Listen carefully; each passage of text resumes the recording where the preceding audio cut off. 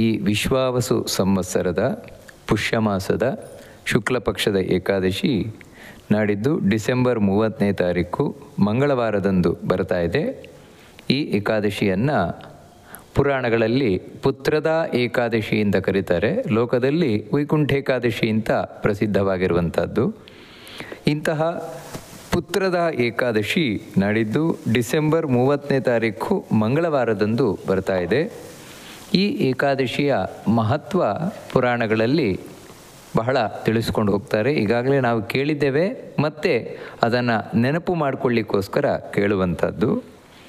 ವಿಶೇಷವಾಗಿ ಈ ಏಕಾದಶಿಯಲ್ಲಿ ನಾರಾಯಣನನ್ನು, ಲಕ್ಷ್ಮೀ ಸಹಿತನಾದ ನಾರಾಯಣನನ್ನು ವಿಶೇಷವಾಗಿ ಪೂಜಿಸಬೇಕು ಅಂತ ತಿಳಿಸ್ಕೊಂಡು ಹೋಗ್ತಾರೆ. ಮತ್ತು ಪ್ರತಿಯೊಂದು ಏಕಾದಶಿಯೂ ಕೂಡ ವಿದ್ಯಾವಂತಂ ಯಶಸ್ವಂತಂ ಕರೋತಿ ಚ ನರಂ. ಭಗವಂತ ಯಾರು ಏಕಾದಶಿ ವ್ರತವನ್ನು ಮಾಡ್ತಾರೆ ಭಕ್ತಿ ಶ್ರದ್ಧೆಗಳಿಂದ, ಅವರನ್ನು ವಿದ್ಯಾವಂತನನ್ನಾಗಿ ಮಾಡ್ತಾನಂತೆ.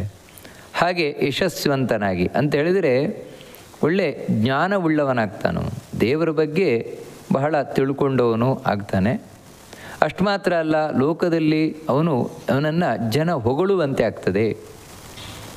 ಎದುರಿನಲ್ಲಿ ಮಾತ್ರ ಅಲ್ಲ, ಹಿಂದಿನಿಂದಲೂ ಕೂಡ ಅವನನ್ನು ಕೊಂಡಾಡ್ತಾರೆ, ಹೊಗಳ್ತಾರೆ. ಆ ರೀತಿ ಆಗ್ತಾನೆ ಆ ವ್ಯಕ್ತಿ. ಯಾಕಂದರೆ ಇದು ಭಗವಂತನ ಅನುಗ್ರಹದಿಂದಾಗಿ. ಅಷ್ಟು ಮಾತ್ರ ಅಲ್ಲ, ಪಾಪ ಹೋಗ್ತದೆ ಅಂತ ಹೇಳುವಂಥದ್ದು ಎಲ್ಲ ಏಕಾದಶಿಗೂ ಸಂಬಂಧಪಟ್ಟ ಹಾಗೆ ಇರುವಂಥದ್ದೇ. ಬರೀ ಏಕಾದಶಿ ವ್ರತವನ್ನು ಮಾಡುವುದರಿಂದಲ್ಲ, ಆ ವ್ರತದ ಕಥೆಯನ್ನು ಕೇಳುವುದರಿಂದಲೂ ಕೂಡ ಪಾಪ ಹೋಗ್ತದೆ ಅಂತ ಹೇಳ್ತಾ ಈ ಕಥೆಯನ್ನು ಕೃಷ್ಣ ಧರ್ಮರಾಜನಿಗೆ ತಿಳಿಸ್ಕೊಂಡು ಹೋಗ್ತಾನೆ. ಹಿಂದೆ ಭದ್ರಾವತಿ ಎಂಬಂತಹ ಒಂದು ಪಟ್ಟಣದಲ್ಲಿ ಸುಕೇತುಮಾನ್ ಎನ್ನುವಂತಹ ರಾಜ್ಯಭಾರ ಮಾಡ್ತಾ ಇದ್ದ. ಅವನ ಪತ್ನಿ ಶೈವ್ಯ ಅಂತ. ಅವನಿಗೆ ಎಲ್ಲವೂ ಇತ್ತು, ಒಂದೇ ಒಂದು ಕೊರತೆ, ಮಕ್ಕಳಿರಲಿಲ್ಲ. ಅದರಿಂದಾಗಿ ಮಕ್ಕಳಿಲ್ಲದ ಒಂದು ಕೊರತೆಗೆ ಸಿಲುಕಿ ತುಂಬ ದುಃಖಿತನಾಗಿದ್ದ. ಯಾವಾಗಲೂ ಅದೇ ಚಿಂತೆ ಅಂತೆ ಅವನಿಗೆ. ಧರ್ಮದಿಂದ ರಾಜ್ಯಭಾರ ಏನೋ ಮಾಡ್ತಾ ಇದ್ದ, ಆದರೆ ಚಿಂತೆ ಮಾತ್ರ ಗಂಡು ಮಕ್ಕಳಿಲ್ಲ ಅಂತ ಹೇಳುವಂಥದ್ದು ಒಂದೇ ಅವನಿಗೆ ಚಿಂತನೆ ಆಗಿತ್ತು. ಅದರಿಂದಾಗಿ ರಾಜ್ಯ ಇದ್ದರೂ, ಸಂಪತ್ತಿದ್ದರೂ, ಎಲ್ಲ ಸುಖ ಭೋಗಗಳಿದ್ದರೂ ಅವನಿಗೆ ಮಾತ್ರ ಸುಖ ಇರಲಿಲ್ಲ. ಅವನಿಗೆ, ಅವನ ಪತ್ನಿಗೆ ಯಾವಾಗಲೂ ದುಃಖಿತನಾಗಿ ಅಳತಾ ಇದ್ದಂತೆ. ಅವನ ಪಿತೃಗಳಿಗಾದರೂ ಇವನ ಕಣ್ಣೀರೇ ಯಾವಾಗಲೂ ಕೂಡ ತರ್ಪಣ, ಅಂದರೆ ಕಣ್ಣೀರಿನಿಂದ ತರ್ಪಣ ಕೊಡ್ತಾ ಇದ್ದ. ಯಾಕೆ ಅಂತ ಹೇಳಿದರೆ ಅಷ್ಟು ಕಣ್ಣೀರು ಹಾಕಿದಾನಂತೆ. ಇವನ ಅವಸ್ಥೆಯನ್ನು ನೋಡಿ ಅವನ ಪಿತೃಗಳು ಕೂಡ ಅಂದರೆ ಅವನ ತಂದೆ, ಅಜ್ಜ, ಮುತ್ತಜ್ಜ ಮುಂತಾದವರು ಅವರು ಕಣ್ಣೀರು ಹಾಕಿದ್ದಾರಂತೆ. ಅವರು ಕೂಡ ಯೋಚನೆ ಮಾಡ್ತಾರಂತ, ಹೌದು, ಇವನ ನಂತರ ನಮಗೊಂದು ಎಳ್ಳು ನೀರು ಬಿಡುವವರಾದರೂ ಯಾರಿದ್ದಾರೆ? ಯಾರೂ ಇಲ್ಲ ಅಂತ ಆಗೋಗ್ತದಲ್ವ, ವಂಶವೇ ನಿರ್ವಂಶ ಆಗಿ ಹೋಗ್ತದಲ್ವ ಅಂತ ಹೇಳಿ ತಾವು ಕೂಡ ಯೋಚನೆಯನ್ನು ಮಾಡ್ತಾ ಇದ್ದಾರಂತೆ. ಇವನು ತಾನು ಯೋಚನೆ ಮಾಡ್ತಾನೆ, ನರಸ್ಯ ಪುತ್ರಹೀನಸ್ಯ ನಾಸ್ತಿ ವೈ ಜನ್ಮನಃ ಫಲಂ ಅಪುತ್ರಸ್ಯ ಗೃಹಂ ಶೂನ್ಯಂ ಹೃದಯಂ ದುಃಖಿತಂ ಸದಾ.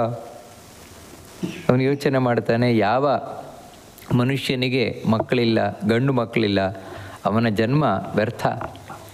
ಮಕ್ಕಳಿಲ್ಲದ ಮನೆ ಅದು ಶೂನ್ಯವಾದ ಮನೆ ಅಂತ ಹೇಳಿದ್ರೆ ಆ ಮನೆಯಲ್ಲಿ ಯಾವುದೇ ಒಂದು ಸುಖ ಇರುವುದಿಲ್ಲ, ದುಃಖವೇ ತುಂಬಿಕೊಂಡಿರುವಂಥದ್ದು. ಮತ್ತು ಯಾರಿಗೆ ಮಕ್ಕಳಿಲ್ಲ ಅವರು ಪಿತೃಗಳ ಋಣವನ್ನು, ದೇವತೆಗಳ ಋಣವನ್ನು, ಮನುಷ್ಯರ ಋಣವನ್ನು ತೀರಿಸಲಿಕ್ಕಾಗೋದಿಲ್ಲ. ಅದಕ್ಕಾಗಿ ಯಾವ ರೀತಿಯಿಂದಲಾದರೂ ಕೂಡ ಮಕ್ಕಳನ್ನು ಪಡಿಲೇಬೇಕು, ಗಂಡು ಮಕ್ಕಳನ್ನು ಪಡಿಲೇಬೇಕು. ಯಾಕಂತ ಹೇಳಿದ್ರೆ ಅದರಿಂದ ಇಲ್ಲಿ ಯಶಸ್ಸು ಸಿಗತ್ತೆ, ನಂತರ ಪರಲೋಕದಲ್ಲಿ ಒಳ್ಳೆಯ ಗತಿಯಾಗತ್ತೆ. ಅಷ್ಟು ಮಾತ್ರ ಅಲ್ಲ, ಯಾವ ಮನೆಯಲ್ಲಿ ಮಕ್ಕಳಿರ್ತಾರೆ ಆ ಮನೆಯಲ್ಲಿ ಆರೋಗ್ಯ, ಆಯುಷ್ಯ, ಸಂಪತ್ತು ಎಲ್ಲವೂ ಕೂಡ ಇರ್ತದೆ. ಅಷ್ಟು ಮಾತ್ರ ಅಲ್ಲ, ಆ ಮನೆಯಲ್ಲಿ ಮತ್ತೆ ವಂಶ ಅಭಿವೃದ್ಧಿ ಆಗ್ತಾ ಹೋಗುತ್ತೆ. ಮಕ್ಕಳು, ಮೊಮ್ಮಕ್ಕಳು, ಮರಿಮಕ್ಕಳು, ಹೀಗೆ ಆ ವಂಶ ಅಭಿವೃದ್ಧಿ ಆಗ್ತಾ ಹೋಗುತ್ತೆ. ಈ ರೀತಿ ಮಕ್ಕಳು ಸಿಗಬೇಕು ಅಂತ ಹೇಳಿದ್ರೆ ಅದು ಪುಣ್ಯದಿಂದ ಹಾಗೂ ವಿಷ್ಣುವಿನಲ್ಲಿ ಮಾಡುವಂತಹ ಭಕ್ತಿಯಿಂದ ಅಂತ ಹೇಳ್ತಾರೆ. ಪುತ್ರಾಣಾಂ ಸಂಪದೋವಾಪಿ ವಿದ್ಯಾಯಾಶ್ಚೇತಿ ಮೇಮತಿ. ಮಕ್ಕಳು ಸಿಗುವುದಾಗಲಿ, ವಿದ್ಯೆ ಸಿಗುವುದಾಗಲಿ, ಇದೆರಡೂ ಕೂಡ ಭಗವಂತನ ಅನುಗ್ರಹದಿಂದ, ವಿಷ್ಣುವಿನಲ್ಲಿ ನಾವು ಮಾಡುವಂತಹ ಭಕ್ತಿಯಿಂದ, ಪುಣ್ಯದಿಂದ ಅಂತ ಹೇಳಿ ಆ ರಾಜ ತಾನು ಯೋಚನೆಯನ್ನು ಮಾಡ್ತಾನೆ.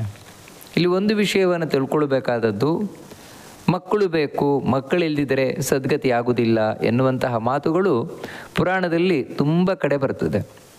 ಯಾಕೋಸ್ಕರ ಅಂತೇಳಿದರೆ ಮಕ್ಕಳಿಗೋಸ್ಕರ ಪ್ರಯತ್ನ ಪಡಬೇಕು ಅನ್ನೋದನ್ನು ತಿಳಿಸ್ಲಿಕ್ಕೋಸ್ಕರ. ಯಾರು ವಿವಾಹ ಆಗ್ತಾರೆ, ನಮ್ಮ ಮಕ್ಕಳು ಬೇಡ ಅಂತ ಹೇಳ್ತಾರೆ, ಅಂಥವರಿಗೆ ಯಾವತ್ತೂ ಸದ್ಗತಿ ಆಗುವುದೇ ಇಲ್ಲ ಅಂತ ಅರ್ಥ. ಮತ್ತು ಯಾರು ಮಕ್ಕಳಾಗಿ ಗಂಡು ಮಕ್ಕಳು ಬೇಕು ಅಂತ ಪ್ರಯತ್ನವನ್ನು ಪಡೋದಿಲ್ಲ, ಅವರಿಗೂ ಕೂಡ ಸದ್ಗತಿ ಆಗೋದು ಸ್ವಲ್ಪ ಕಷ್ಟವೇ. ಆಗೋದಿಲ್ಲ ಅಂತಲ್ಲ, ಆಗುತ್ತದೆ, ಆದರೆ ಕಷ್ಟ. ಆದರೆ ಯಾರಿಗೆ ಮಕ್ಕಳೇ ಬೇಡ ಅಂತ ಕೂತಿರ್ತಾರೆ ಅವರಿಗೆ ಸದ್ಗತಿ ಆಗೋದೇ ಇಲ್ಲ.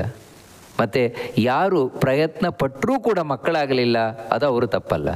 ಯಾಕಂತ ಹೇಳಿದರೆ ಅವರು ಪ್ರಯತ್ನ ಏನೋ ಪಟ್ಟಿದ್ದಾರೆ, ಆದರೆ ಮಕ್ಕಳಾಗಲಿಲ್ಲ. ಯಾಕಂತ ಹೇಳಿದರೆ ಯಾವುದೋ ಹಿಂದಿನ ಪಾಪಗಳಿದೆ ಅವರಿಗೆ, ಅದಕ್ಕಾಗಲಿಲ್ಲ ಅಂತ ಹೇಳಿದರೆ ಆಗ ತೊಂದರೆ ಇಲ್ಲ.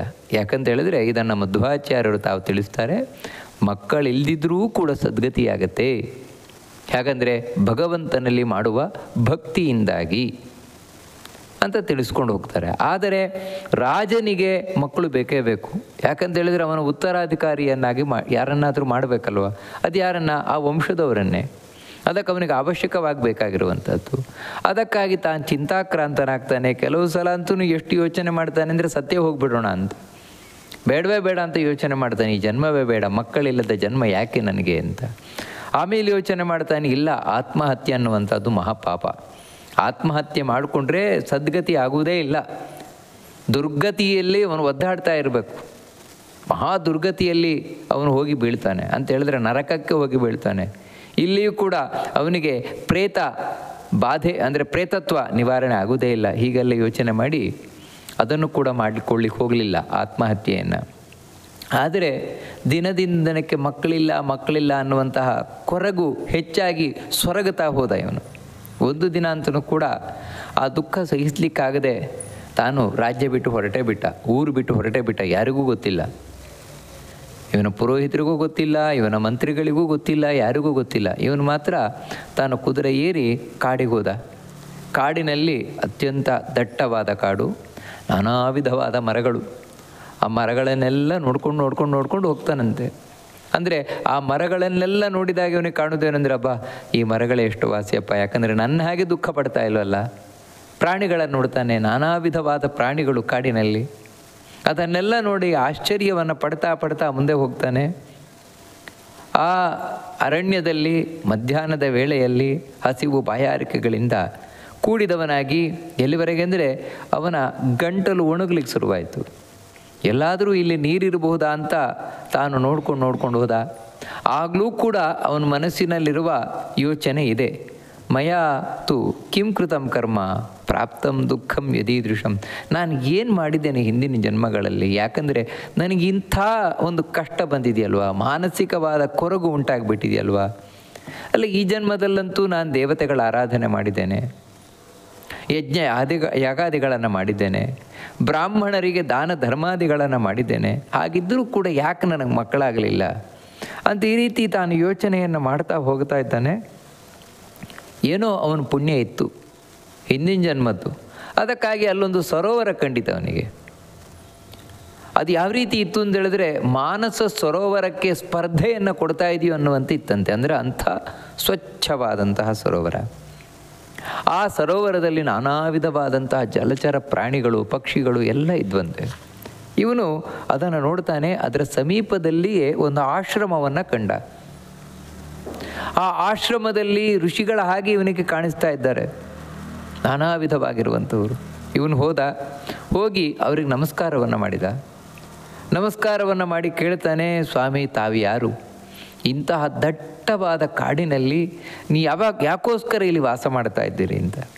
ಅದಕ್ಕೆ ಆ ಮುನಿಗಳ ವೇಷದಲ್ಲಿದ್ದಂತಹ ದೇವತೆಗಳು ತಾವು ಹೇಳ್ತಾರೆ, ನೋಡಪ್ಪ ರಾಜನ್, ನಾವು ವಿಶ್ವೇ ದೇವತೆಗಳು ಅಂತ. ವಿಶ್ವೇ ದೇವತೆಗಳು ನಾವು ಇಲ್ಲಿ ಬಂದಿದ್ದೇವೆ. ಯಾಕೋಸ್ಕರ ಅಂತ ಹೇಳಿದ್ರೆ ಸ್ನಾನ ಮಾಡಲಿಕ್ಕೋಸ್ಕರ ಅಂತ. ಈ ಸರೋವರದಲ್ಲಿ ಸ್ನಾನ ಮಾಡಲಿಕ್ಕೋಸ್ಕರ ಬಂದಿದ್ದೇವೆ. ಯಾಕಂದರೆ ಇನ್ನು 5 ದಿನದಲ್ಲಿ ಮಾಘ ಸ್ನಾನ ಆರಂಭ ಆಗ್ತದೆ ಅಂತ ಹೇಳಿದ್ರೆ, ಪುಷ್ಯ ಮಾಸದ ಹುಣ್ಣಿಮೆಯಿಂದ ಮಾಘ ಮಾಸದ ಹುಣ್ಣಿಮೆಗೆವರೆಗೆ ಮಾಘ ಸ್ನಾನ ಅಂತ. ಮಾಘ ಮಾಸದ ಸ್ನಾನ ತುಂಬ ವಿಶೇಷವಾದಂತಹ ಸ್ನಾನ.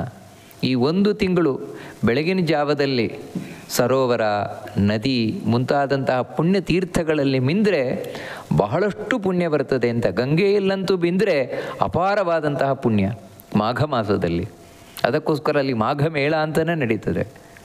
ಅಂತಹ ಮಾಘ ಮಾಸ ಬಂದಿದೆಯಪ್ಪ. ಅದಕ್ಕೋಸ್ಕರ ನಾವು ಆ ಮಾಘ ಸ್ನಾನ ಮಾಡಲಿಕ್ಕೆ ಬಂದವರು ಈಗ ಏಕಾದಶಿ ಇವತ್ತಿದೆ. ಆ ಏಕಾದಶಿಯನ್ನು ನಾವು ಮಾಡ್ತಾ ಇದ್ದೇವೆ. ಇದು ಈ ಏಕಾದಶಿಯ ವೈಶಿಷ್ಟ್ಯ ಏನು ಅಂತ ಹೇಳಿದರೆ, ಇದು ಗಂಡು ಮಕ್ಕಳನ್ನು ಕೊಡುವ ಏಕಾದಶಿ.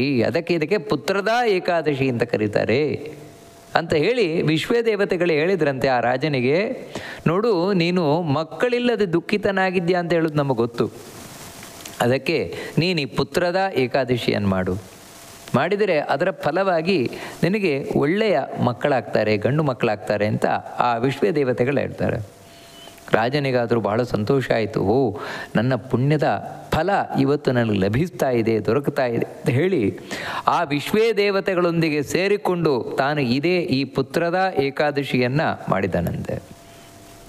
ಆ ಪುತ್ರದ ಏಕಾದಶಿಯನ್ನು ಮಾಡಿದರಿಂದಾಗಿ ಅಷ್ಟಲ್ಲದೆ ಆ ವಿಶ್ವದೇವತೆಗಳ ಅನುಗ್ರಹದಿಂದಾಗಿ ಇವನು ಆ ಮಾರನೇ ದಿನ ದ್ವಾಪಾರಣೆಯನ್ನು ಮಾಡಿದರಿಂದಾಗಿ ಭಗವಂತ ಸಂತುಷ್ಟನಾಗಿದ್ದಾನೆ.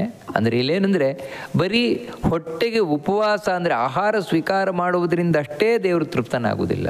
ಮತ್ತೇನೆಂದರೆ ಯಾವುದೇ ಏಕಾದಶಿಯಲ್ಲೂ ಕೂಡ ನಾವು ನಿಯಮದಿಂದ ಕೂಡಿಕೊಂಡಿರಬೇಕು. ಅದೇ ವ್ರತ ಅಂತ ಕರೆಯೋದು ಅದನ್ನೇ. ವ್ರತ ಅಂತ ಹೇಳಿದರೆ ನಾವು ನಿಯಮಗಳನ್ನು ಸ್ವೀಕಾರ ಮಾಡುವುದು. ಇವತ್ತು ಆಹಾರವನ್ನು ಸ್ವೀಕಾರ ಮಾಡುವುದಿಲ್ಲ. ಇವತ್ತು ಯಾರು ಕೆಟ್ಟವರಿದ್ದಾರೆ ಅವರೊಟ್ಟಿಗೆ ಮಾತಾಡುವುದಿಲ್ಲ. ಕೆಟ್ಟ ವಿಚಾರವನ್ನು ನಾನು ಕೇಳಲಿಕ್ಕೆ ಹೋಗುವುದಿಲ್ಲ. ಮತ್ತು ಆದಷ್ಟು ಹಿಂಸೆಯನ್ನು ಮಾಡುವುದಿಲ್ಲ, ಸುಳ್ಳನ್ನು ಹೇಳುವುದಿಲ್ಲ, ಕೋಪವನ್ನು ಮಾಡುವುದಿಲ್ಲ. ಹೀಗೆ ನಾವು ವ್ರತಗಳನ್ನು ಸ್ವೀಕಾರ ಮಾಡಿ ಭಗವಂತನಿಗೋಸ್ಕರ ಎಲ್ಲ ಸುಖ ಭೋಗಗಳನ್ನು ತ್ಯಾಗ ಮಾಡುವಂಥದ್ದು ಏಕಾದಶಿ ವ್ರತ.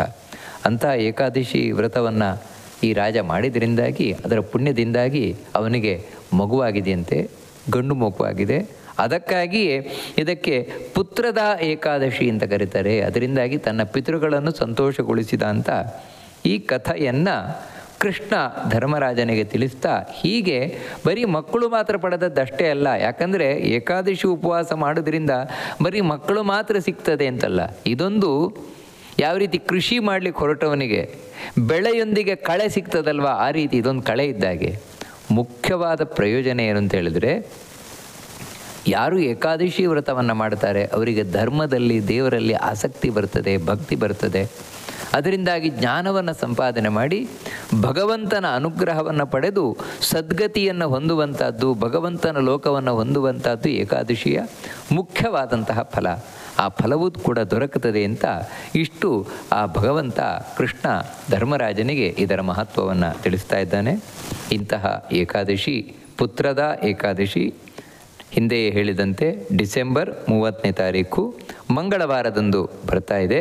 ಈ ವಿಷಯದಲ್ಲಿ ಯಾರೂ ಗೊಂದಲಕ್ಕೊಳಗಾಗೋದು ಬೇಡವೇ ಬೇಡ. ಯಾಕಂದರೆ ಕೆಲವು ಕಡೆ ಕ್ಯಾಲೆಂಡರ್ಗಳಲ್ಲಿರ್ಬೋದು, ಪಂಚಾಂಗಗಳಲ್ಲಿರ್ಬೋದು 31ನೇ ತಾರೀಕು ಏಕಾದಶಿಯಿಂದ ನಮೂದಿಸಲ್ಪಟ್ಟಿರಬಹುದು. ಅದು ತಪ್ಪೇ, ಅದರಲ್ಲಿ ಯಾವುದೇ ಸಂಶಯವೇ ಬೇಡ. 30ನೇ ತಾರೀಖೇ ಏಕಾದಶಿ ಬರುವಂಥದ್ದು. ಅದರ ಹಿಂದಿನ ದಿನ 29ನೇ ತಾರೀಕು ಸೋಮವಾರ ದಶಮಿಯ ಆಚರಣೆ, 30 ಏಕಾದಶಿ ಆಚರಣೆ, 31 ಬುಧವಾರ. ಅವತ್ತು ಬೆಳಗ್ಗೆ 6:50 ನಂತರ ಆಹಾರವನ್ನು ಸ್ವೀಕಾರ ಮಾಡಬಹುದು. ಮಾಡಿ ನಂತರ ಈ ಏಕಾದಶಿಯನ್ನು ನಾರಾಯಣ ರೂಪಿ ಭಗವಂತನಿಗೆ ಅರ್ಪಣೆಯನ್ನು ಮಾಡಿದರೆ ಏಕಾದಶಿಯ ವ್ರತ ಸಾರ್ಥಕವಾಗತ್ತೆ ಅಂತ ತಿಳಿಸ್ತಾ, ಎಂದಿನಂತೆ ಈ ಬಾರಿಯೂ ಕೂಡ ಪುಂಡರೀಕಾಕ್ಷ ಸ್ತೋತ್ರ ಅಥವಾ ಜಿತಂತೆ ಸ್ತೋತ್ರ ಅದರ ಚಿಂತನೆಯನ್ನು ನಡೆಸ್ತಾ ಅದರಲ್ಲಿ ಭಗವಂತನ ಬಳಿ ಪ್ರಾರ್ಥನೆಯನ್ನು ಮಾಡಿಕೊಳ್ಳುವುದು. ಅನಾಥಾಯ ಜಗನ್ನಾಥ ಶರಣ್ಯ ಶರಣಾರ್ಥಿನೇ ಪ್ರಸೀದ ಸೀದತೆ ಮಹ್ಯಂ ಮುಖ್ಯತೆ ಭಕ್ತವತ್ಸಲ. ದೇವರ ಹತ್ರ ಪ್ರಾರ್ಥನೆ ಮಾಡಿಕೊಳ್ಳುವಂಥದ್ದು, ಹೇ ಜಗನ್ನಾಥ, ಜಗದೊಡೆಯ ನೀನು. ಅಂದರೆ ಜಗತ್ತು ನಿನಗೇ ಸೇರಿರುವಂಥದ್ದು, ಯಾರಿಗೂ ಸೇರಿದ್ದಲ್ಲ. ಯಾಕಂತ ಹೇಳಿದ್ರೆ ಎಲ್ಲರೂ ಬರ್ತಾ ಇರ್ತಾರೆ, ಹೋಗ್ತಾ ಇರ್ತಾರೆ. ಮತ್ತು ಇಲ್ಲಿ ಶಾಶ್ವತವಾಗಿರುವವರು ಯಾರೂ ಇಲ್ಲ. ಇನ್ನೇನಂತ ಹೇಳಿದ್ರೆ ದೇವತೆಗಳಿರಬಹುದು. ಆ ದೇವತೆಗಳಾದರೂ ಹುಟ್ಟುವುದಕ್ಕಿಂತ ಮುಂಚೆಯೇ ಜಗತ್ತಿತ್ತು. ದೇವತೆಗಳು ಹುಟ್ಟುವುದಕ್ಕಿಂತ ಮುಂಚೆಯೂ ಈ ಜಗತ್ತಿತ್ತು ಅಂತ ಹೇಳಿದರೆ ಜಗತ್ತು ಯಾರಿಗೆ ಸೇರಿದ್ದು? ನಿನ್ನಿಂದಲೇ. ಯಾಕಂದರೆ ನೀನೇ ಸೃಷ್ಟಿ ಮಾಡಿದವನು. ಸೃಷ್ಟಿ ಮಾಡಿದವನಿಗೆ ಸೇರಿದ್ದು ತಾನೇ ಆ ವಸ್ತು. ಅದಕ್ಕೋಸ್ಕರ ನೀನೇ ಜಗತ್ತಿನ ಒಡೆಯ. ಅಷ್ಟು ಮಾತ್ರ ಅಲ್ಲ, ನೀನು ಬರೀ ಸೃಷ್ಟಿ ಮಾಡಿದವನು ಮಾತ್ರ ಅಲ್ಲ. ಇವಾಗ ಇಂಜಿನಿಯರ್ ಮನೆಯನ್ನು ಕಟ್ತಾನೆ, ಕಟ್ಟಿದ ಮೇಲೆ ಆ ಮನೆಯಲ್ಲಿರುವುದು ಯಾರೋ ಬೇರೆ, ಆ ಮನೆ ಮೇಲೆ ಮತ್ತೆ ಅವನಿಗೆ ಯಾವುದೇ ನಿಯಂತ್ರಣ ಇಲ್ಲ. ಈ ಜಗತ್ತನ್ನು ನಿರ್ಮಾಣ ಮಾಡಿದ್ದಾನೆ, ಈ ಜಗತ್ತನ್ನು ಇವತ್ತು ಸಂಪೂರ್ಣ ನಿಯಂತ್ರಣ ಮಾಡ್ತಾ ಇದ್ದಾನೆ. ತಾನು ಸ್ವತಂತ್ರವಾಗಿದ್ದುಕೊಂಡು ಅಸ್ವತಂತ್ರವಾದ ಈ ಜಗತ್ತನ್ನು ತಾನು ನಿಯಂತ್ರಣ ಮಾಡ್ತಾ ಇದ್ದಾನೆ, ಕಂಟ್ರೋಲ್ ಮಾಡ್ತಾ ಇದ್ದಾನೆ. ಅಷ್ಟು ಮಾತ್ರ ಅಲ್ಲ, ನಾಳೆ ಈ ಜಗತ್ತು ನಾಶ ಆಗುತ್ತೆ ಅಂದರೆ ತನ್ನಷ್ಟಕ್ಕೆ ತಾನೇ ಆಗೋದಲ್ಲ, ಅದನ್ನು ಮಾಡುವವನು ಇವನೇ. ಹೀಗೆ ಸೃಷ್ಟಿ ಮಾಡ್ತಾನೆ, ರಕ್ಷಣೆ ಮಾಡ್ತಾನೆ, ನಾಳೆ ಸಂಹಾರ ಮಾಡ್ತಾನೆ ಅಂದರೆ ಅವನಿಗೆ ಸೇರಿತ್ತಾನೆ ಈ ಜಗತ್ತು. ಅವನೇ ಈ ಜಗತ್ತಿನ ಒಡೆಯ ಅಲ್ವಾ. ಅದಕ್ಕೋಸ್ಕರ ಜಗನ್ನಾಥ ಅಂತ ಭಗವಂತನನ್ನು ಕರೀತಾ, ಹೇ ಶರಣ್ಯ. ಶರಣ್ಯ ಅಂತ ಹೇಳಿದರೆ ಯಾರು ರಕ್ಷಣೆಯನ್ನು ಬಯಸಿ ಬಂದವರಿದ್ದಾರೆ ಅವರಿಗೆ ರಕ್ಷಕನಾಗಿರುವವನು, ಆಶ್ರಯ ನೀನು, ಶೆಲ್ಟರ್ ಅಂತ ಭಗವಂತನೇ.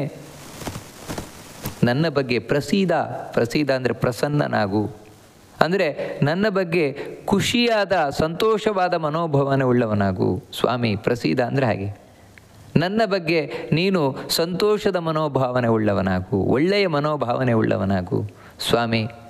ಎಂಥವನ ಬಗ್ಗೆ ಅಂದರೆ ಅನಾಥಾಯ, ನನಗೆ ನೇನು ಬಿಟ್ಟು ಇನ್ಯಾರೂ ಗತಿ ಇಲ್ಲ, ನಿನ್ನನ್ನೇ ನಾನು ಆಶ್ರಯಿಸಿರುವಂಥವನು. ಅಂದರೆ ಇಲ್ಲಿ ನಾವಿದ್ದು ಕೂಡ ಇಲ್ಲ, ನನಗೆ ಮನೆ ಇದೆ, ಹೆಂಡತಿ ಮಕ್ಕಳು ಗಂಡ ತಂದೆ ತಾಯಿ ಮುಂತಾದವರೆಲ್ಲ ಇದ್ದಾರೆ, ದುಡ್ಡಿದೆ, ಆಸ್ತಿ ಇದೆ, ಪಾಸ್ತಿ ಇದೆ, ಇಷ್ಟೆಲ್ಲ ಇದ್ದು ಕೂಡ ನನ್ನನ್ನು ಅನಾಥ ಅಂತ ನಾನು ಕರೆದುಕೊಳ್ಳುವಂಥದ್ದು ನನ್ನ ತಂದೆ ತಾಯಿಗೆ ಅವಮಾನ ಮಾಡಿದಾಗಲ್ವ, ಹೆಂಡತಿ ಮಕ್ಕಳು ಅವರಿಗೆಲ್ಲ ಅವಮಾನ ಮಾಡಿದಾಗಲ್ವ. ಅಂದರೆ ಇದ್ದೂ ಕೂಡ ಇಲ್ಲ ಅಂತ ಹೇಳುವುದು ತಪ್ಪಲ್ವ, ಅಥವಾ ದೇವರ ಬಳಿ ಸುಳ್ಳು ಹೇಳಿದಾಗಲ್ವ. ಇವರೆಲ್ಲ ನನಗೆ ರಕ್ಷಕರಿದ್ದೂ ಕೂಡ, ಇವರೆಲ್ಲ ನನ್ನ ಬಂಧು ಬಾಂಧವರಿದ್ದರೂ ಕೂಡ ನಾನು ಅನಾಥ ಅನಾಥ ಅಂತ ತಿರುಗು ಹೇಳುವಂಥದ್ದು ದೇವರ ಹತ್ರ ಸುಳ್ಳಲ್ವ ಅಂತ ಕಾಣ್ಬೋದು. ಇಲ್ಲಿ ಭಗವಂತನ ಹತ್ರ ಯಾಕೆ ನಾನು ಅನಾಥ ಅಂತ ಹೇಳ್ತಾ ಇರುವುದು ಅಂತ ಹೇಳಿದರೆ, ಇವರೆಲ್ಲ ನಾನು ಒಟ್ಟಿಗಿರಬಹುದು, ಆದರೆ ಇವರು ಯಾರು ನನ್ನ ಒಡೆಯರಲ್ಲ. ನಾಥ ಅಂದರೆ ಒಡೆಯ. ಒಡೆಯ ಅಂತ ಹೇಳಿದ್ರೆ ನನ್ನ ಜವಾಬ್ದಾರಿಯನ್ನು ಹೊತ್ತಿರುವವನು. ನನ್ನ ಜವಾಬ್ದಾರಿಯನ್ನು ಹೊತ್ತವರು ಇವರು ಯಾರೂ ಅಲ್ಲ. ಯಾಕಂದರೆ ನಮ್ಮೊಟ್ಟಿಗಿದ್ದಾರಷ್ಟೇ ಋಣಾನುಬಂಧದಿಂದ. ಎಷ್ಟು ದಿನ ಋಣ ಇದೆಯೋ ಅಷ್ಟು ದಿನ ಇರ್ತಾರಷ್ಟೇ. ಮತ್ತು ಯಾರೂ ಜವಾಬ್ದಾರಿ ಹೊರುವವರಲ್ಲ. ಯಾಕಂದರೆ ಅವರೇ ಅವರ ಜವಾಬ್ದಾರಿಯನ್ನು ಹೊರಲಿಕ್ಕಾಗದೆ ಒದ್ದಾಡ್ತಾರೆ. ಇನ್ನೊಬ್ಬರ ಜವಾಬ್ದಾರಿ ಏನು ಹೊತ್ಕೊಂಡಾರು? ಮತ್ತೇನೆಂದರೆ ಜವಾಬ್ದಾರಿ ಹೊತ್ತವ ಭಗವಂತನೇ. ಅವನು ಜವಾಬ್ದಾರಿ ಹೊತ್ತಿರುವುದರಿಂದಲೇ ನಾವಿವತ್ತು ಇಷ್ಟು ದಿನ ಬದುಕಿದ್ದೇವೆ, ಬದುಕುತ್ತಾ ಇದ್ದೇವೆ. ಉಳಿದವರು ಏನು ಮಾಡಿಯಾರು ಅಂತ ಹೇಳಿದ್ರೆ ಬದುಕಿಸುವವರಲ್ಲ. ಮತ್ತೇನೆಂದರೆ ಬದುಕಿಸಲಿಕ್ಕೆ ಕೇವಲ ಪ್ರಯತ್ನ ಪಡುವವರಷ್ಟೇ. ಅದು ಹೇಗೆ ಅಂತ ಹೇಳಿದರೆ ಅವರಿಗೂ ಬದುಕಿಸ್ಲಿಕ್ಕೆ ಆಗೋಲ್ಲ. ಮತ್ತು ಇನ್ನೊಬ್ಬನ ಹತ್ರ ತಾವು ಕಾಡಿ ಬೇಡಿ, ಅಂದರೆ ರೋಗ ಬಂತು ಅಂತ ಹೇಳಿದ್ರೆ ಡಾಕ್ಟ್ರ್ ಹತ್ರ ಹೋಗಿ ಡಾಕ್ಟ್ರ್ ಹತ್ರ ಕಾಡಿ ಬೇಡಿ ಯಾಗಾದರೂ ಇವನನ್ನು ಉಳಿಸಿ ಇಷ್ಟೇ ಮಾಡುವಂಥವ್ರು. ಅದು ಆಗದೇ ಇದ್ದರೆ ಕಡೆಗೆ ಕೈ ಬಿಡುವಂಥವ್ರು. ಆದರೆ ಭಗವಂತ ಸತ್ತ ಮೇಲೂ ನಮ್ಮೊಟ್ಟಿಗಿರುವವನು, ಹುಟ್ಟುವುದಕ್ಕಿಂತ ಮುಂಚೆಯೂ ನಮ್ಮೊಟ್ಟಿಗಿರುವವನು. ಅವನು ಬಿಟ್ಟು ಇನ್ಯಾರೂ ಇಲ್ಲಿಲ್ಲ, ನಮಗೆ ನಿಜವಾದ ಒಡೆಯರು. ಅದಕ್ಕೋಸ್ಕರ ಹೇಳೋದು ಅನಾಥ ಅಂದ ಸ್ವಾಮಿ. ನೀನಲ್ಲದೆ ನನಗೆ ಮತ್ತಾರೂ ಇಲ್ಲಿ ಒಡೆಯರಿಲ್ಲ, ಇಲ್ಲಿರುವವರು ಯಾರೂ ನನ್ನ ಒಡೆಯರಲ್ಲ. ಅದಕ್ಕೋಸ್ಕರ ನಾನು ಅನಾಥನಾಗಿದ್ದೇನೆ ಸ್ವಾಮಿ. ಶರಣಾರ್ಥಿನಿ, ನಿನಗೆ ಶರಣು ಹೊಂದಿದ್ದೇನೆ ಸ್ವಾಮಿ. ನೀನೇ ನನ್ನನ್ನು ರಕ್ಷಿಸಬೇಕು, ನೀನಲ್ಲದೆ ಇನ್ಯಾರೂ ನನ್ನನ್ನು ರಕ್ಷಿಸುವವರು ಇಲ್ಲವೇ ಇಲ್ಲ ಅಂತ ನಾನು ಸಂಪೂರ್ಣವಾಗಿ ನಿನ್ನನ್ನೇ ನಂಬಿದ್ದೇನೆ. ಅಂತಹ ನನ್ನ ಬಗ್ಗೆ ನೀನು ಪ್ರಸನ್ನನಾಗಬೇಕು ಸ್ವಾಮಿ. ಯಾಕಂತೇಳಿದರೆ ಸೀದತೆ ಮಖ್ಯಂ, ಅಂದರೆ ನಾನಿಲ್ಲಿ ಬೆಂದು ಹೋಗ್ತಾ ಇದ್ದೇನೆ, ಈ ಸಂಸಾರದಲ್ಲಿ ಬೆಂದು ಹೋಗ್ತಾ ಇದ್ದೇನೆ. ಪ್ರತಿದಿನವೂ ಕೂಡ ನಾನಾ ವಿಧವಾದ ಮಾನಸಿಕವಾದ ತೊಂದರೆಗಳು, ಕ್ಲೇಶಗಳು, ದೈಹಿಕವಾದಂತಹ ರೋಗ ರುಜಿನಗಳು, ಇವುಗಳಿಂದ ನಾನು ಬೆಂದು ಹೋಗ್ತಾ ಇದ್ದೇನೆ. ಅಷ್ಟು ಮಾತ್ರ ಅಲ್ಲ, ಮುಖ್ಯತೆ ದಿನದಿಂದ ದಿನಕ್ಕೆ ಇನ್ನೂ ಮೋಹಕ್ಕೊಳಗಾಗ್ತಾ ಇದ್ದೇನೆ ಅಂತ ಹೇಳಿದರೆ, ಆಯುಷ್ಯ ಕಳಿತಾ ಬಂದ ಹಾಗೆ, ದಿನ ಹೋದಾಗೆ ಜಗತ್ತಿಗೆ ಇನ್ನೂ ಅಂಟುಕೊಳ್ತಾ ಇದ್ದೇನೆ ಹೊರತು ಈ ಜಗತ್ತಿನಿಂದ ದೂರ ಆಗ್ತಾ ಇಲ್ಲ. ಅಂತೇಳಿದರೆ ಈ ಜಗತ್ತಿನ ಮೇಲೆ, ಈ ಸಂಸಾರದ ಮೇಲೆ, ಹೆಂಡತಿ ಮಕ್ಕಳು, ಆಸ್ತಿ ಪಾಸ್ತಿ, ದುಡ್ಡು ಕಾಸು, ಇವುಗಳೆಲ್ಲ ಅಟ್ಯಾಚ್ಮೆಂಟ್ ದಿನದಿಂದ ದಿನಕ್ಕೆ ಹೆಚ್ಚಾಗ್ತಾ ಇದೆ. ಇದು ಬಹಳ ಕಷ್ಟದ ವಿಷಯ. ಯಾಕೆ ಅಂತ ಹೇಳಿದ್ರೆ ಒಂದು ದಿನ ಬಿಟ್ಟು ಹೋಗಬೇಕಾದ ಈ ಜಗತ್ತಿನ ಬಗ್ಗೆ ನಾವು ಹೆಚ್ಚು ಹಚ್ಚಿಕೊಂಡು ಅಂತ ಹೇಳಿದರೆ ಆ ರೀತಿ ಆಯಿತು ಅಂದರೆ ಸಾಯುವಾಗ ಅತ್ಯಂತ ವೇದನೆ, ಸತ್ತ ಮೇಲಂತೂ ತೀರಲಾರದ ನೋವು. ಯಾಕಂತ ಹೇಳಿದ್ರೆ ಹಚ್ಚಿಕೊಂಡಿದ್ದ ಕಾರಣ. ಆ ಕಾರಣದಿಂದಾಗಿ ಸ್ವಾಮಿ ನಾನು ತುಂಬ ಹಚ್ಚಿಕೊಳ್ತಾ ಇದ್ದೇನೆ, ನನ್ನ ಬಗ್ಗೆ ಪ್ರಸನ್ನನಾಗಿ ನನಗೆ ಈ ಮೋಹದಿಂದ ಬಿಡುಗಡೆಗೊಳಿಸು ಸ್ವಾಮಿ. ಹೇ ಭಕ್ತವತ್ಸಲ, ಭಕ್ತರಲ್ಲಿ ಬಹಳ ವಾತ್ಸಲ್ಯವುಳ್ಳವನೇ, ಪ್ರೀತಿ ಉಳ್ಳವನೇ ಅಂತ ಹೇಳ್ತಾ, ಮಂತ್ರಹೀನಂ ಕ್ರಿಯಾಹೀನಂ ಭಕ್ತಿಹೀನಯ್ಯದರ್ಚನಂ ತತ್ಕ್ಷಂತವ್ಯಂ ಪ್ರಪನ್ನಾನಾಂ ಅಪರಾಧ ಸಹೋ ಯಸಿ ಹೆಸಿ. ಸ್ವಾಮಿ ನಿನ್ನ ಹತ್ರ ನಾನು ರಕ್ಷಣೆ ಮಾಡು, ನನ್ನ ಬಗ್ಗೆ ಪ್ರಸನ್ನನಾಗು ಅಂತ ಕೇಳ್ತೇನೆ.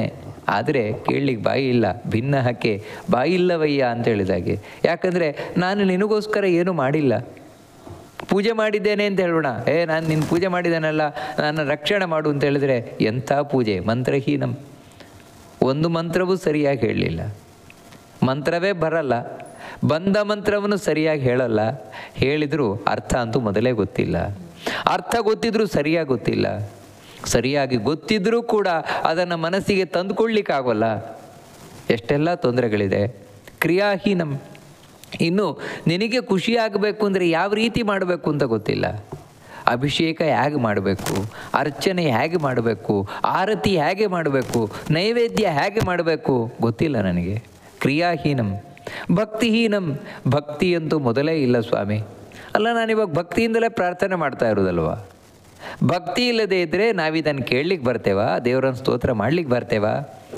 ಮತ್ತು ಯಾಕೆ ಭಕ್ತಿಹೀನಂ ಅಂತ ದೇವ್ರ ಮುಂದೆ ಹೇಳೋದು ಅಂತ ಹೇಳಿದರೆ, ಸ್ವಾಮಿ ನಾನು ಭಕ್ತಿ ಅಂತ ಮಾಡ್ತಾ ಇದ್ದೇನೆ, ಆದರೆ ನಿಜವಾದ ಅಟ್ಯಾಚ್ಮೆಂಟ್, ಯಾಕಂದರೆ ಭಕ್ತಿ ಅನ್ನುವಂಥದ್ದು ನಾವು ದೇವರಲ್ಲಿ ಮಾಡುವಂತಹ ಸ್ನೇಹ, ಬಿಡಲಾರದ ನಂಟು ದೇವರಲ್ಲಿ. ಆ ಬಿಡಲಾರದ ನಂಟು ಇಲ್ಲ ಸ್ವಾಮಿ ನನಗೆ ನಿನ್ನಲ್ಲಿ. ಅಂದರೆ ನಾನು ಏನನ್ನ ಬೇಕಾದರೂ ಬಿಟ್ಟೇನು, ದೇವರನ್ನು ಬಿಡಲಾರೆ. ದೇವರು ಬೇಕೇ ಬೇಕು ನನಗೆ ಅಂತ ಜೀವನವನ್ನು ದೇವರಿಗಾಗೇ ಯಾರು ಮುಡುಪಾಗಿಡ್ತಾನೆ ಅವನು ಭಕ್ತಿ ಉಳ್ಳವ. ಆದರೆ ನಾನಿಲ್ಲ, ಮತ್ತು ನನಗೋಸ್ಕರ ಜೀವನ ಮುಡುಪಾಗಿಟ್ಟಿರುವವನು, ನನಗಾಗಿ ನಿನ್ನ ಹತ್ರ ಪ್ರಾರ್ಥನೆ ಮಾಡ್ಕೊಳ್ತಾ ಇರುವವನು ನಾನು. ಅಂದರೆ ಸ್ವಾರ್ಥಿಯಾಗಿ ನಿನ್ನ ಪ್ರಾರ್ಥನೆ ಮಾಡ್ತಾ ಇರುವವನು. ನನ್ನಲ್ಲಿ ಎಲ್ಲಿ ಭಕ್ತಿ ಇದೆ ಸ್ವಾಮಿ? ಅಂತಹ ಅರ್ಚನೆಯನ್ನು ಮಾಡಿದ್ದೇನೆ, ಪೂಜೆ ಮಾಡಿದ್ದೇನೆ. ಅಂತಹ ನನ್ನ ಅಪರಾಧಗಳನ್ನು ಕ್ಷಮಿಸಬೇಕು ಸ್ವಾಮಿ ನೀನು. ಯಾಕೆಂತ ಹೇಳಿದರೆ ನೀನು ಲೋಕದಲ್ಲಿ ಪ್ರಸಿದ್ಧನಾಗಿರುವವನು. ಏನಂದರೆ ಶರಣು ಹೊಂದಿದ್ದಾರೆ, ಯಾರು ನಿನ್ನನ್ನು ನಂಬುತ್ತಾರೆ, ಸ್ವಾಮಿ ನೀನೇ ಗತಿ ಅಂತ ನಂಬುತ್ತಾರೆ, ಅಂಥವರು ಎಷ್ಟು ಅಪರಾಧ ಮಾಡಿದರೂ ಸಹಿಸಿಬಿಡ್ತಾನಂತೆ ಭಗವಂತ.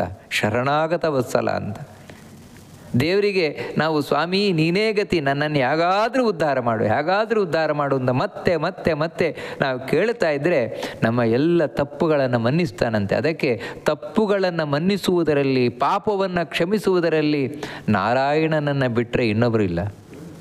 ಇದನ್ನು ನರಕದಲ್ಲಿಯೂ ಕೂಡ ಯಮದೂತರಿಗೆ ಇದೇ ಮಾತನ್ನು ಹೇಳ್ತಾರೆ.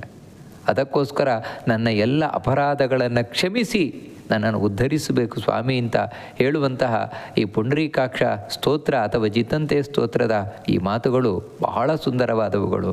ಅದನ್ನು ನಾವು ಮನಸ್ಸಿನಲ್ಲಿ ಅನುಸಂಧಾನವನ್ನು ಮಾಡಿಕೊಳ್ತಾ ಏಕಾದಶಿ ವ್ರತವನ್ನು ಆಚರಿಸೋಣ ಅಂತ ಹೇಳ್ತಾ ಈ ಮಾತನ್ನು ಭಗವಂತನಿಗೆ ಅರ್ಪಣೆಯನ್ನು ಮಾಡೋಣ. ಶ್ರೀಕೃಷ್ಣ ಅರ್ಪಣಮಸ್ತು.